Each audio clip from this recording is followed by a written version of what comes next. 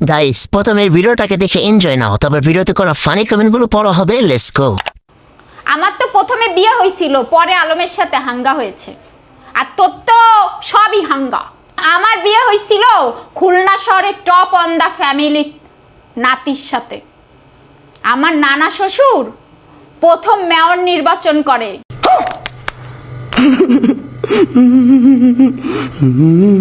तो चलिए शुरू करते हैं। টপ অন দ্য ফ্যামিলি থেকে কেমন চলে আসলেন গল্পটা যদি বলতেন। সাংবাদিক সহ এরে পাবনা পাঠানো উচিত। সঠিক বলেছেন, আপনার বুদ্ধি ভালো।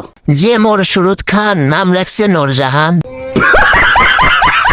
আফার প্রথম স্বামী মনে হয় এরশাদ সিকদার ছিল।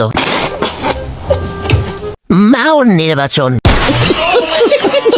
কেমন জানি শাহবাগে মনে হয়।